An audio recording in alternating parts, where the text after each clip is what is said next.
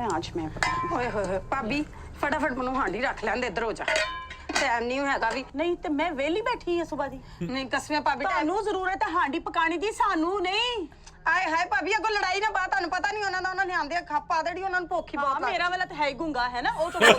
जुबान ही नहीं लगी देख ਹਾਂਡੀ तो पहले मैं ही पकावांगी क्यों कि तेनू तो पता है कि मेरे वाला ओदी सेहत इजाजत नहीं देंदी है ਤੇ ਕੱਚੀ ਪਕਾ ਲਓ तेरे रोटी ना दवा ते चकरा के थले डिग पैंदा ਉਹ ਤੇ ਚਕਰਾ ਕੇ ਡਿੱਗ ਪੈਂਦਾ ਤੇ ਮੇਰੇ ਵਾਲਾ ਤੇ ਗੁੱਸੇ ਦਾ ਹੀ ਸੂਰ ਹੈ ਉਹਨੂੰ ਨਾ ਰੋਟੀ ਮਿਲੀ ਉਹਦੇ ਤੇ ਭਾਂਡੇ ਮੇਰੇ ਹੀ ਸਿਰ 'ਚ ਚੁੱਕ ਕੇ ਮਾਰ ਰਹੇ ਪਹਿਲੇ ਮੈਨੂੰ ਪਕਾ ਲੈ है मेरी ये तेनू मैं कह दिता है कि ਹਾਂਡੀ पहले मैं ही पकावांगी ਇਹ ਕੋਈ ਜ਼ਿੱਦ ਆ नहीं जिद नहीं है ਇਹ तो मैं तो अर्जी कर रही हूं कि ਹਾਂਡੀ मेरी पकेगी पहले ਮੈਂ ਤੇਰੀ ਅਰਜ਼ੀ ਨਹੀਂ ਮੰਨਦੀ ਇੱਧਰ ਹੋ ਮੈਨੂੰ ਹਾਂਡੀ ਪਕਾਉਣ ਦੇ ਨਾ ਤੇ ਤੂੰ ਮੈਨੂੰ ਹੁਣ ਤੜੀਆਂ ਤੇ ਲਾਣੇ ਤੇ ਆ ਗਈ ਆ ਤੜੀਆਂ ਮੈਨੂੰ ਨਾ ਲਾਵੀਂ ਨਹੀਂ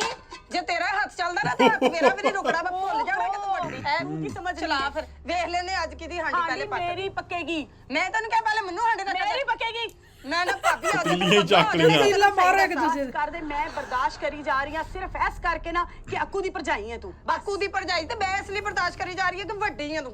ਨਹੀਂ ਤੇ ਮੈਂ ਤਾਂ ਬੁਲਾਵਾਂ ਨਾ ਓ ਜਾ ਮੈਂ ਤੇਰੀ ਜਿਹਨੇ ਤੂੰ ਮੂੰਹ ਵੀ ਨਹੀਂ ਲਾਂਦੀ ਮੈਂ ਬੜਾ ਤੈਨੂੰ ਮੂੰਹ ਲਾ ਕੇ ਰਾਜ਼ੀ ਆ ਮੈਂ ਤਾਂ ਬੜੀ ਔਖੀ ਤੈਨੂੰ ਬਰਦਾਸ਼ਤ ਕਰ ਰਹੀ ਹਾਂ ਮੇਰਾ ਮੂੰਹ ਨਾ ਖੁਲਵਾਵੀਂ ਮੈਂ ਤੈਨੂੰ ਕਹਿ ਰਹੀ ਹਾਂਡੀ ਮੇਰੀ ਪਤਾ ਨਹੀਂ ਮੇਰਾ ਮੂੰਹ ਤੈਨੂੰ ਕਹਿਣ ਲਈ ਐਵੇਂ ਪੰਗਾ ਹੋ ਜਾਣਾ ਈ। ਤੂੰ ਮੈਂ ਕਹਿ ਰਹੀ ਹਾਂ ਤੇਰੀ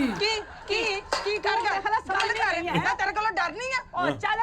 ਮੈਨੂੰ ਤਾਂ ਤੂੰ ਉਸ ਦਿਨ ਦੀ ਭੈੜੀ ਲੱਗ ਰਹੀ ਹੈ ਜਿਸ ਦਿਨ ਤੂੰ ਮੇਰੇ ਕਮਰੇ 'ਚ ਵੜ ਕੇ ਨਾ ਮੇਰੀਆਂ ਚੀਜ਼ਾਂ ਅੱਗੇ ਪਿੱਛੇ ਕੀਤੀਆਂ ਸਨ ਚੀਜ਼ਾਂ ਅੱਗੇ ਪਿੱਛੇ ਕੀਤੀਆਂ ਮੇਰਾ ਨਾਮ ਵਾਵਰੋਲਾ ਮੈਨੂੰ ਕੀ ਪਤਾ ਹੋਵੇ ਤੇਰੀਆਂ ਚੀਜ਼ਾਂ ਕਿੱਥੇ ਅੱਗੇ ਪਿੱਛੇ ਕੀਤੀਆਂ ਪਤਾ ਨਹੀਂ ਕਿੰਨੀਆਂ ਚੀਜ਼ਾਂ ਮੇਰੀਆਂ ਚੋਰੀਆਂ ਕਰ ਲਈਆਂ ਮੋਰ ਕਾਦਾ ਲੋੜਾ ਆ ਗਿਆ ਕਾਦੀ ਖੱਪ ਪਾਈ ਆ ਇਹ ਸਾਰਾ ਅੱਛਾ ਤੇਰੀ ਵਜ੍ਹਾ ਤੋਂ ਹੀ ਹੋ ਰਿਹਾ ਸਾਰੀ ਮਰੱਬੇ ਤੱਕ ਤੁਹਾਡੀ ਆਵਾਜ਼ ਜਾਣ ਡਈ ਆ ਕਿਤੇ ਸਾਊਂਡ ਹਲਕਾ ਕੀ ਹੋਇਆ ਕੀ ਹੈ ਸੌਂਡ ਕੀ ਹਲਕਾ ਹੋਇਆ ਕੀ ਪੁੱਛ ਆਪਣੀ ਭਾਬੀ ਕੋਲੋਂ